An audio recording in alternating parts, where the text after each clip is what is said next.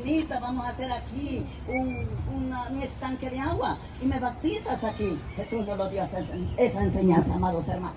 Jesús no lo dio esa enseñanza. Ese es mandamiento según hombres.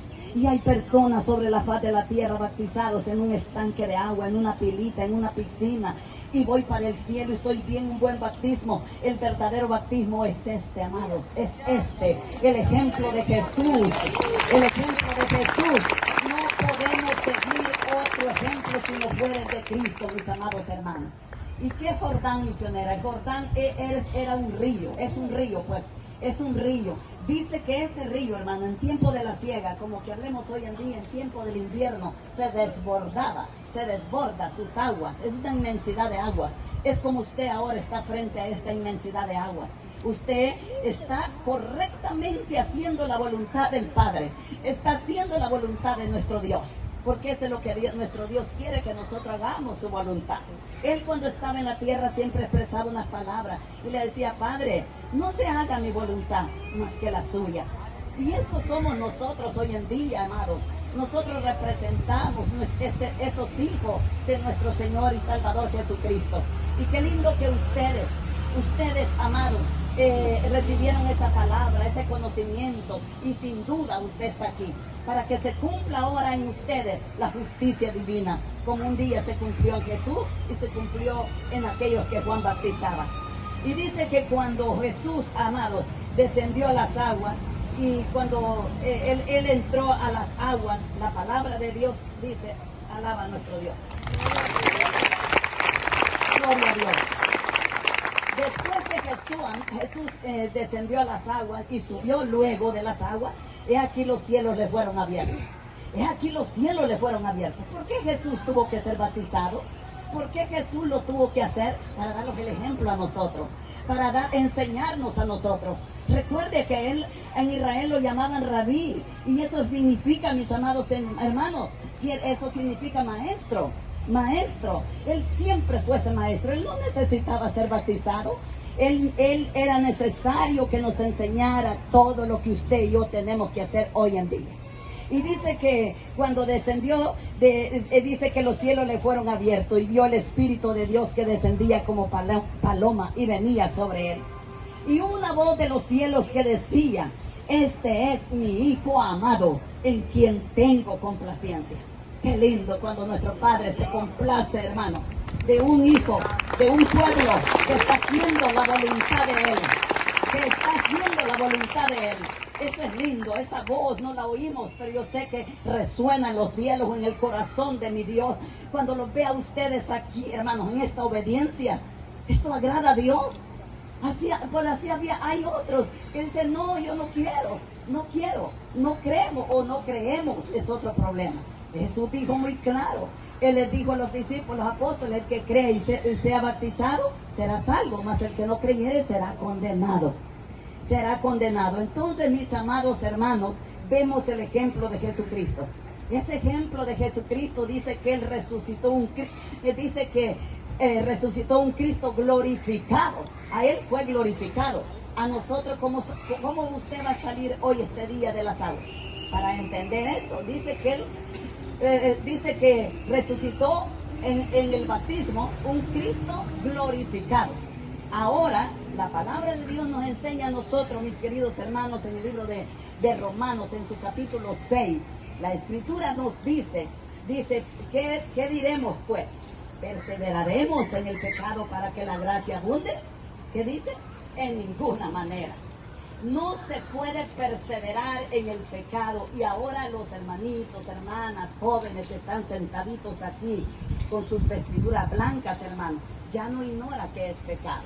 Antes de la enseñanza, sí, muchas cosas por apariencia creía de que todo estaba bien. A su imaginación pensaba que todo estaba bien en su vida espiritual. Pero una vez este libro fue abierto y aquel siervo dirigente, aquel siervo le empezó a explicar punto por punto, empezó a entender y empezó a ver las áreas que no estaban bien delante de Dios. Y esas áreas el Señor empezó a limpiarlas. Esas áreas espirituales las empezó a limpiar ¿con qué? Con la palabra. Ahora, cada uno de ustedes, como dice San Juan 15:3, Dice, ya vosotros estáis limpios por la palabra. ¿Qué limpieza Dios hizo? Usted mismo lo sabe. ¿Cuántas cosas tuvo que remover? ¿Cuántas cosas? Pero sierva, yo pensaba que ya estaba lista o estaba listo para los que ya tienen tiempo estar en el Evangelio, ¿verdad? Muchos quizás pensaban así, pero cuando se vieron a la luz de la palabra, se vieron fallos, se vieron fallas y dijeron, no, verdaderamente así yo no iba para el cielo. Y qué lindo, mis amados, la oportunidad que el Señor le dio a usted. Qué lindo la oportunidad que el Señor nos da en este ministerio. No le quiero decir que somos los únicos, no. Hay muchos, pero ya muchos se olvidaron de discipular la iglesia. Muchos se han olvidado hoy en día de discipular la iglesia. Cuando Jesús fue el mandamiento que les dejó a los 11 apóstoles, ir y hacer discípulos a todas las naciones, bautizándoles en el nombre del Padre, del Hijo y del Espíritu Santo, y enseñándoles que guarden todas las cosas. Y aquí estoy con vosotros todos los días hasta el fin del mundo. Esa enseñanza Jesús le dio a quienes, a los 11 apóstoles, ¿a dónde? En el monte de Galilea, después que Él resucitó. Ya antes de ir a la cruz, Jesús les había dicho a ellos, les dijo, después lo juntamos, al tercer día voy a resucitar. Y nos juntamos en el monte de Galilea. Los apóstoles ya lo sabían, que después de la resurrección de Cristo se iban a juntar en el monte de Galilea. ¿Por qué? Jesús tenía que darle otros mandamientos más, otras instrucciones más. Pero cuando aquellas Marías salieron del sepulcro y no lo encontraron, iban ellas para la casa. Cuando Jesús se les aparece y les dijo, salve, ellas lo reconocieron. Y dice que les dijo, ve a donde están mis hermanos y diles que lo juntamos en el monte de Galilea. Y dice que cuando Él se presenta ya, unos dudaban, otros creían. Y Él puesto en pie les dijo, he aquí, le dijo, toda potestad se me ha sido dada en los cielos y en la tierra. Por tanto, id, le dijo, y haced discípulos a todas las naciones, bautizándoles en el nombre del Padre, del Hijo y del Espíritu Santo, y enseñándoles que guarden todas las cosas que os he mandado. Y aquí le dijo, estaré con vosotros todos los días hasta el fin del mundo. Esta es la garantía que Jesús quiere de nosotros. ¿Qué es lo que ahora, mis amados hermanos, usted que está aquí listo para descender a las aguas? Lo que pide nuestro Dios es que guarde la palabra, guarde los mandamientos que aprendió por este libro. ¿Y qué? ¿Qué es la promesa que le da o nos ha dado? Dice que Él estará con nosotros todos los días de nuestra vida, hasta el fin. ¿Qué fin? ¿Hasta el fin que usted y yo vivamos o el fin de la iglesia sobre la faz de la tierra? Ahora, si nosotros nos mantenemos íntegros a Dios, guardando la palabra de Dios, en temor y temblor, eso quiere decir que dice la palabra de Dios allá en el 1 Corintios 3:16, que nosotros somos el templo y que el Espíritu de Dios mora en nosotros. Pero también dice en el 17, si alguno destruyera el templo de Dios, el cual sois vosotros, Él os destruirá también a vosotros. Entonces, ¿qué quiere decir? ¿Cómo yo puedo destruir este templo? ¿Cómo mis hermanas, mis hermanos pueden destruir ese templo? Cuando es templo y morada del Espíritu Santo. ¿Cómo lo puede destruir?